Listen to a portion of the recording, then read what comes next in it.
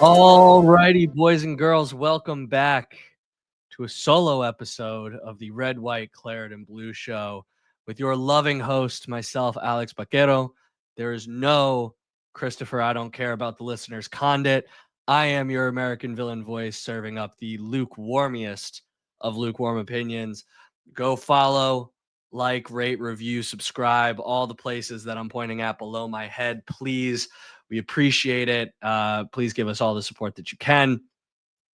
Apologies for the late and the solo pod. We both have had a variety of different activities that prevented us from watching the match on time and ultimately recording on time over the weekend. But we are here. We would not leave you alone, or I would not leave you alone. And then you will probably get a Chris solo match preview for Crystal Palace. Thank God I don't need to do that one. I'll let him do that one later on this week. But before we get to previewing Crystal Palace, I'm not going to sugarcoat it or try to avoid it much longer. We need to talk about the match against Brentford on Saturday morning. And listen, it was bad. Villa set up an approach similar to last week. We actually did see the two left-footed center backs in Tyrone Mings and Pau Torres. Tyrone Mings taking up the right-hand side. He actually was pretty decent in that role, early Cruyff turn that was able to get out of pressure, spread the ball around nicely, and obviously kind of became the center of a back three when we were ultimately building up in possession. However, in front of him, it remained incredibly conservative. It remained incredibly narrow. No changes to that attacking lineup. And you heard us talk about it in the lead up to this game, that it doesn't work. And particularly in a game where you are going to be on the front foot and you're going to require some kind of creativity to break a team down that is going to be in a low block, a team that I think we all expect to be fighting relegation later this year. There's just not enough speed there, and not enough trickery, not enough creativity to make them do anything. You know, Brentford, in terms of their setup, it was nothing surprising. It was pretty much what we expected. And for large parts of the game, they were defending in a 5-3-2, 5-4-1, really organized, really composed. And they invited Villa to do something. And for large parts of the game, Villa couldn't. We're going to forego the usual match segments here because, I mean, it's getting really repetitive, and it's become kind of emblematic of Unai Emery's tenure at Aston Villa. When Villa have possession, when Villa play a team that invite them to break them down, they can't do it, and we quite often lose or draw. Villa not only weren't able to break Brentford down, we go down early. We have no shots over the first 20 some odd minutes. And then, Brentford sat back and said, break us down, and Villa couldn't. What I will say in terms of Villa's setup, John McGinn did play higher and wider this time in more of a traditional right wing formation, as opposed to last week where he was definitely much more tucked in. Tactically, that was the only real change that I saw. And that did not do enough. Was he able to get in a couple more crosses? Sure.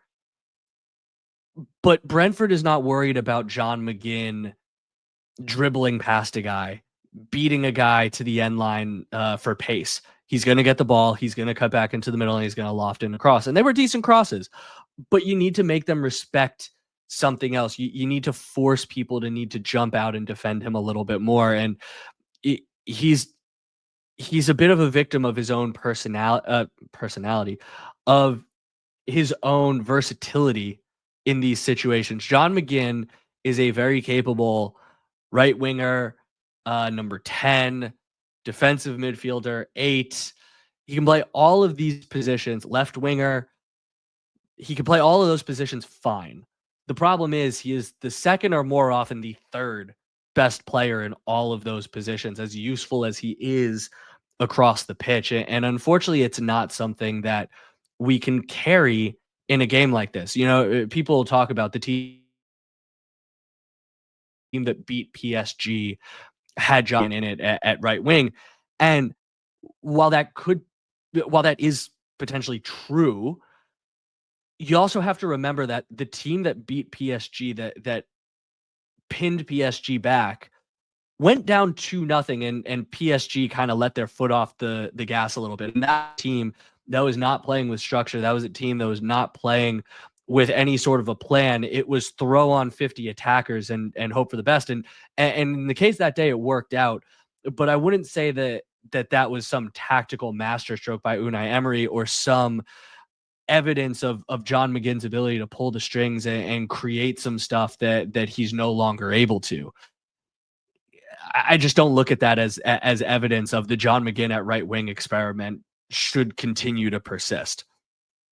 And before we get into all the awful numbers of this match yesterday, I just want to talk about the goal and the comedy of defensive errors that led to it. So I was on record going into this match saying I don't necessarily love the two left footer situation. I don't know that a left footed center back is used to being on the right. And you saw this in yet another Mings mistake. And I hate to say yet another, but I think we all know that is part of his MO. He has one mistake a game that is probably going to give up a really, really strong opportunity. And you can point to the clean sheets in a row in his record last year all you want. I agree. But quite often we have been able to survive what otherwise seem to be catastrophic mistakes due to the performance of Emi Martinez.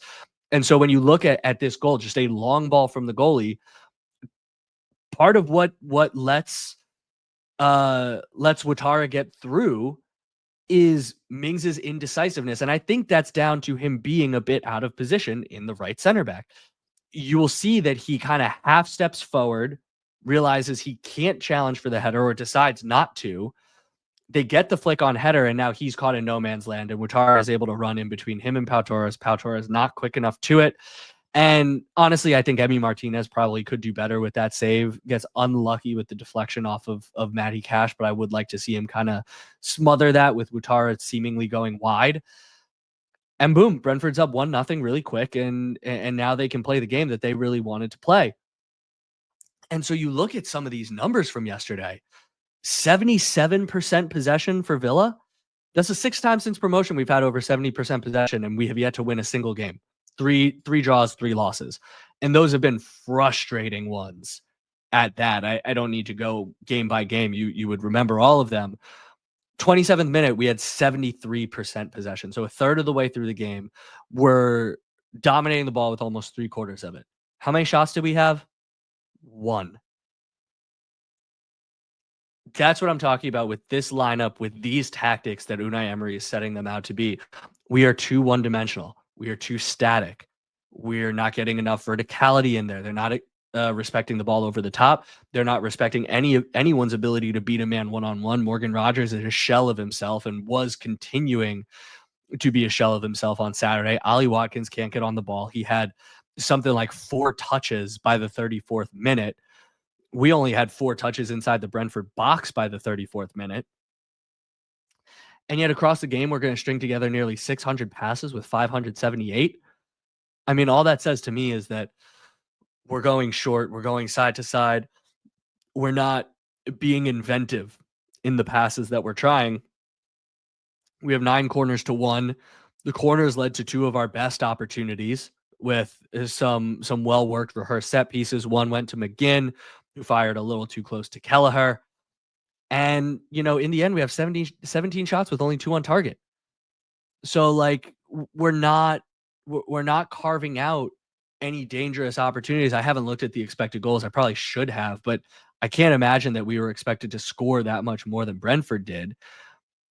They were reading and blocking every shot, every cross, which to me says that they knew exactly what every guy was going to do. I've never seen so many blocks in a game. And, it's funny. I texted Chris at some point, I want to say around like the 66th minute. And I was like, we basically look like Mikel Arteta's Arsenal. And I know that drove him up a wall because he hates Mikel Arteta's Arsenal. But that's kind of what it was. Win on a set piece, defend resolutely, don't let the dogs out with all the attacking might that you have. And like that's kind of what we're doing over 180 minutes so far. We have yet to score. We've got like 3 shots on target, and we're just not creating a single thing. And so I listen, I will always admit Unai Emery is a much smarter tactical mind than I am, but I cannot for the life of me figure out what he's been trying to do. As I've said before, we were too easy to defend. Brentford was more than happy to let us have it. Never really worried about much. Um, Once you saw Malin and Gasson come on, you did see a little bit more creativity and inventiveness. Those are two guys that make the defense have to respect them off the dribble, that can use a little bit of quickness and pace to get some crosses in. I wouldn't say that Gasson or Malin were great by any stretch of the imagination. I'm not going to sit here and tell you that they deserve an 8 or a 9, but at least they tried to make stuff happen. And at least, Gasson with some overlaps from Matson. Matson looks really good, really lively. We were able to get some crosses in that were a smidge ahead of Ollie Watkins's head, for example. You had a couple that were fizzed across the entire face of goal. So at least the opportunity started to get there when those guys came in. I don't understand why Unai Emery decided to persist with Morgan Rogers, though. Another dud. Emi Buendia comes on. I understand he hasn't had 90 minutes in a Villa shirt for a long time, but at least he was trying some stuff. He was driving at the defense. He was making good passes. He had the attempted bicycle. If anything, I think he would have been better if Morgan Rogers hadn't been getting in his way so much. Morgan Rogers off that left wing floats so far inside. There were a couple sequences where you would literally just see him kind of 8 yards closer to the ball than Emi Buendia, and they were like almost moving as if they were connected on a string back and forth. And so I need Morgan Rogers to be further up high, wide, left to allow whoever is center to operate. Or if he's not going to do that, then let him play in the F and center. Like, stop shunting him out wide left so that we can have Yuri Tielemans at the 10, take Onana out. Now, unfortunately, Kamara injured. We've now lost in the first two matches two guys that at least I said at the outset of the year we couldn't afford to lose. Kamara's injury problems in a Villa shirt continue. Thankfully, it's only 2 to 3 weeks with a hamstring issue. Hopefully, it doesn't linger, but we'll certainly see next week. Do we continue with Amadou Onana and Yuri Tielemans as our starters, or does Unai do what he did today and sub Onana off for John McGinn? That was an interesting one for me, especially since McGinn wound up coming off for another defensive midfielder in Lamar Bogart. So I don't really know how to read into that for how Unai Emery feels about Amadou Onana. Obviously, he got 2 starts, but hauled off early.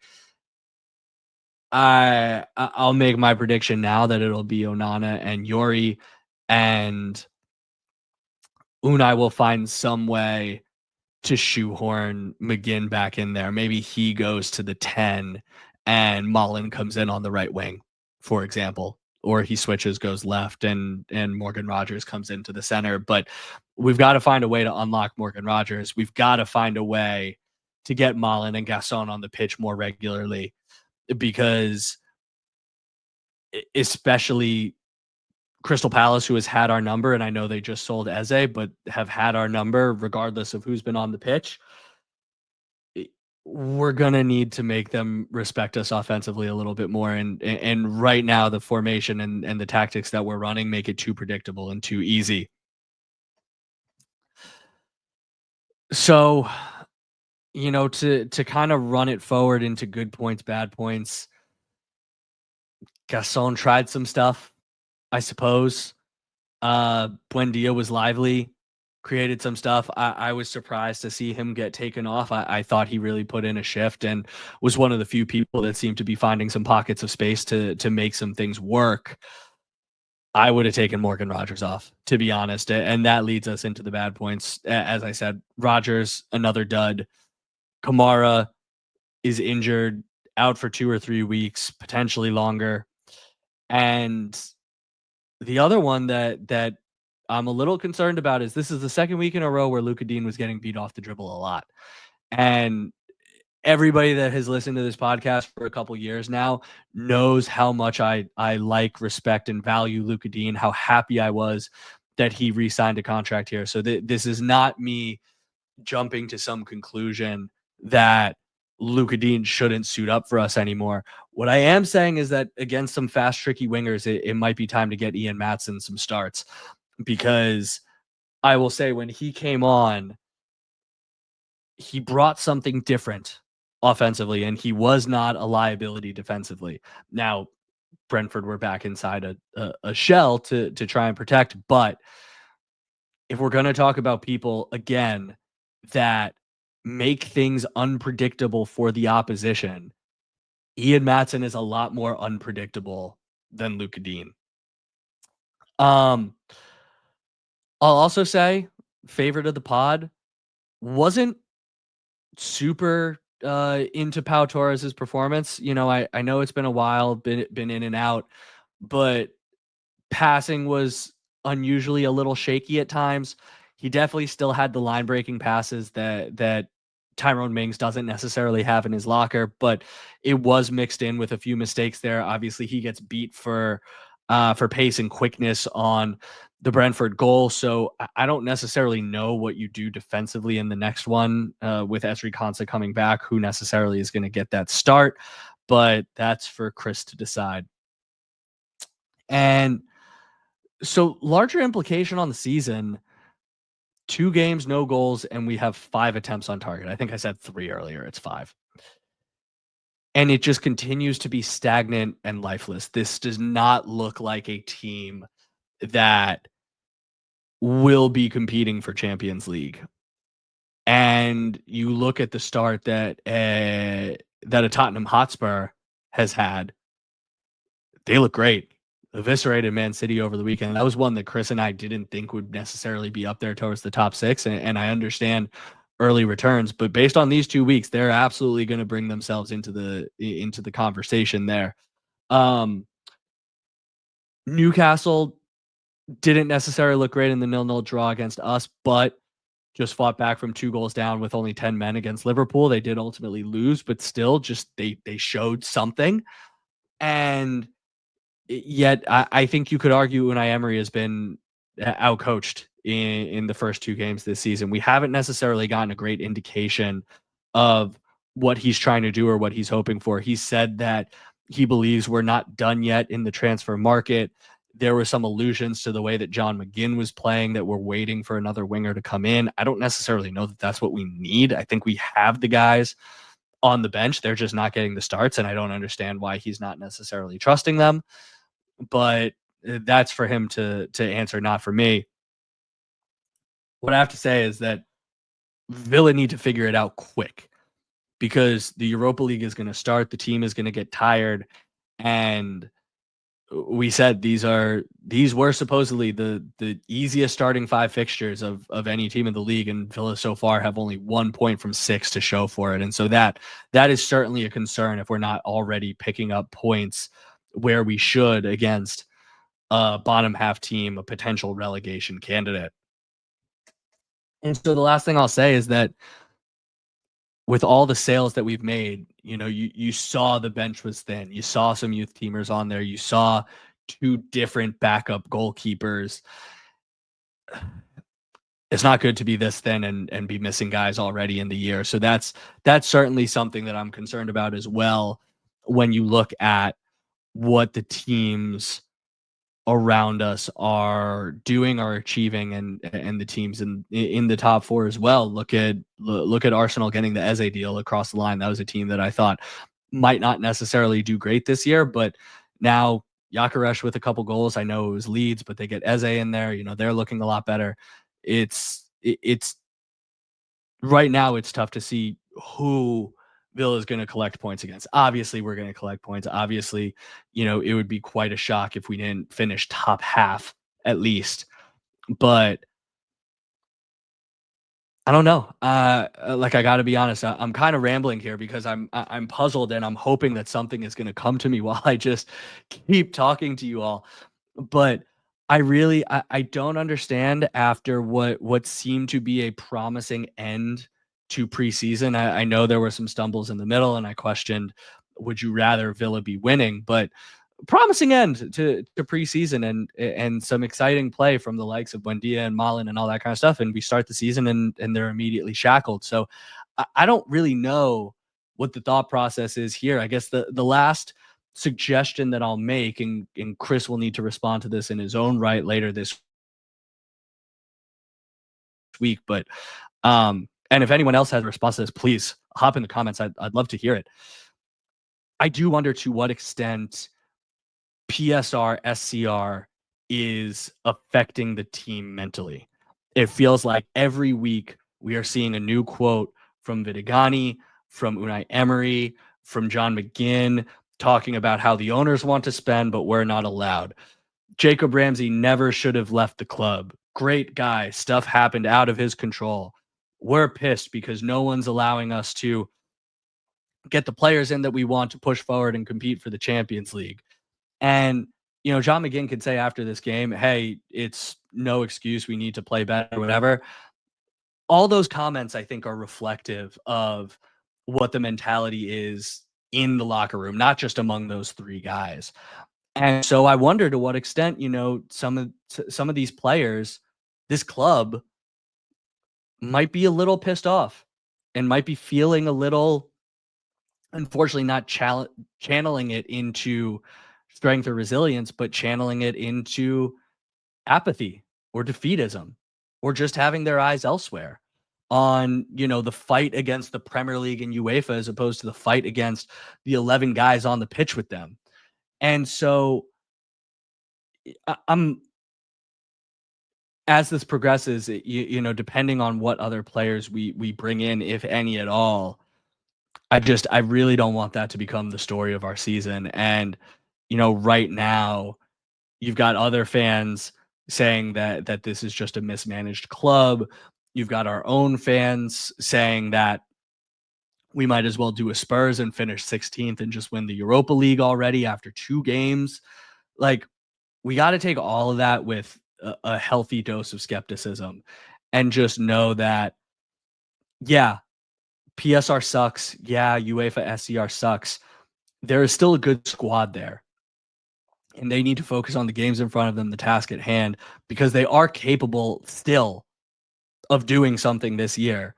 But the longer we moan about PSR and the restrictions that it's put the very, very real unfair restrictions that it is holding this club to, the longer we talk about it, the less focused we are going to be on these games. And I think the more performances we're going to see, like we saw on Saturday and like we saw first week against Newcastle. So that is where I'm going to end it. I'm really hoping for a reaction and a performance next week. I guess I need to stop predicting 2-0 victories because we look awful when I do.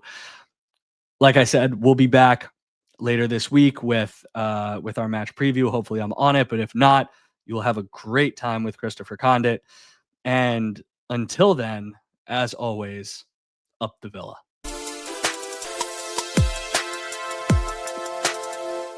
Hi, Mom and Dad.